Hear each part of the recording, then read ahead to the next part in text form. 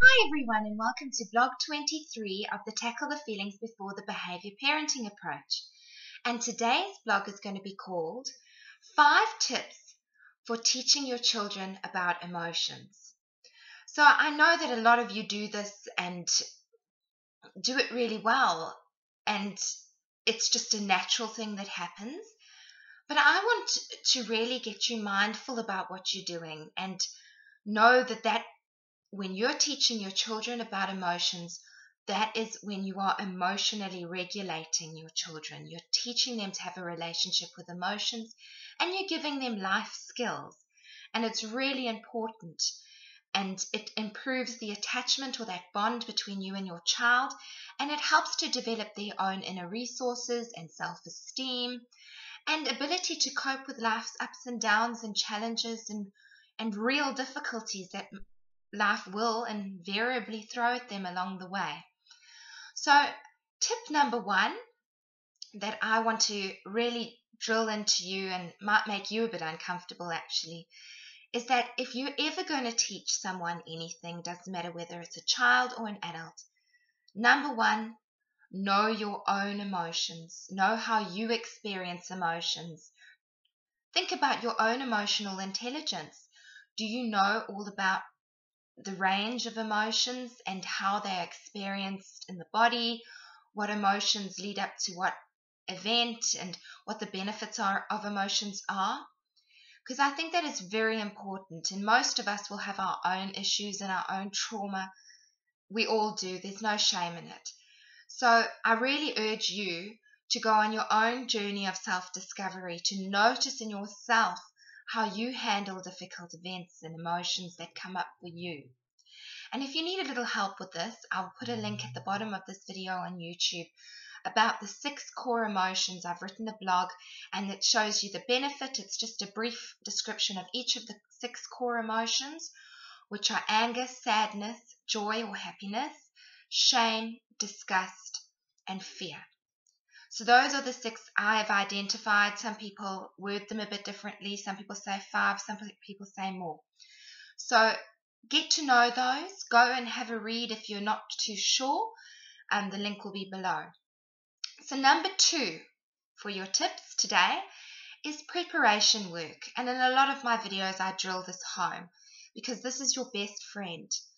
To do the work beforehand, before the situations arise, is so much easier for you. You have things, you have strategies, you have words and labels to fall back on, and your children do as well. So in blog 2, I give a really detailed example of a task to do with your children, and I'll just briefly run through. It's if you can get yourself an outline of a child's head or a person's head, and I want you to do a booklet. So it's an emotion booklet, and you get one for each of the 6 core emotions or each relevant emotion that you feel are good, and get your kids to draw in the emotional expression, practice doing it with your face, what colors associate with the emotion, cut and stick pictures of that correlate with that emotion, and while you're doing it, start a discussion. So they have that emotion booklet to always go back on. You have it. You can use just simple techniques like emoticons and things with different expressions. You can point these out in books and have a discussion around it. You can practice doing facial expressions with your kids, all that type of thing. Getting them to know the label and the name of each emotion, how you feel it in your body, all that type of thing. Really coach them and teach them like a teacher about emotions.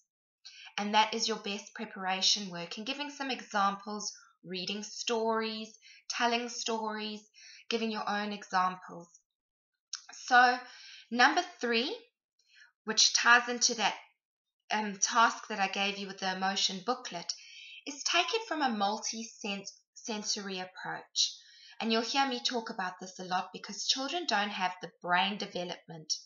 Even the slightly older children, their brains are still developing. So they feel everything in their bodies. So you want to teach them how emotions are experienced in their bodies. You want to teach them about the reactions that you have when you have different emotions. You cry when you're sad, you shake when you're afraid, you get tense when you're angry. Really think about how you experience that and teach that to your children. Observe how they are experiencing their emotions. Give them names. When they are afraid, use the word fear. Give them those labels. Give them all that observation and how it's experienced. So take it from all the different angles, using color and different mediums, pictures and visuals, all of that. Get creative when you're teaching children. Don't just use words. Show them, literally give them hugs, show them shaking and facial expressions. You want to really come at it from as many angles as you can, because that will help it to stick. Number 4 is to use real-time examples. So not only, like I described, that you bring in your own experiences and normalize it in that way, but you want to look and observe in the moment when they're upset or when they're afraid, and you want to name those emotions to them. You want to explain what they're going through when they're going through it, so that they have an association with what you're teaching them to what they experience. If you see someone on TV or in a game or something, or in a magazine or in a book, that's another great example in the moment to use those times to really drill home about certain emotions, especially ones that you know your children are experiencing and maybe having trouble with. Anger, fear. You want to make these familiar, and you want to make them normal. You want them to think that what they're experiencing is normal. And when they have that feeling where it's normalized and it's okay, you've validated that, you've made it okay for them to feel, that's when you have a perfect window to teach them how to handle it, how to behave, how to express these emotions appropriately. And so the fifth tip that I'm going to give you is to talk about the benefits of emotions. You want to really help them to have a very healthy relationship with all the emotions, even the negative ones. Because no matter how much we try and block and suppress and push down our emotions, they don't go anywhere. They are there to benefit us.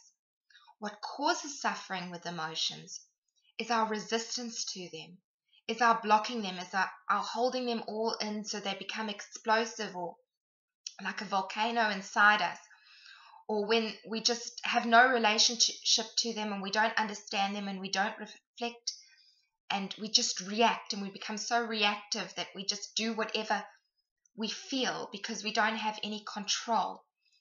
We want to control our emotions more so that they don't get the better of us.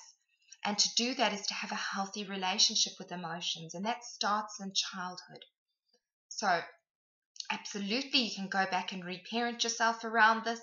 When you're doing your own emotional work, there'll be times when you realize you weren't properly regulated in certain situations, and that's when inner child work and all that comes to play. But a lot of the time we're running blind.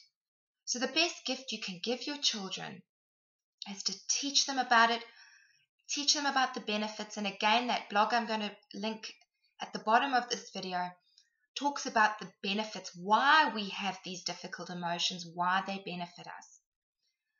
And that's with the 6 core emotions, and I also put the associated emotions, because such as fear. Fear has associated with it instability, insecurity, nervousness, all that type of thing. Anger, frustration, irritability, rage, all that. So get yourself familiar with all those things and give your children a real knowledge about what's going on for them, and they'll learn how to manage that the more knowledge that they have.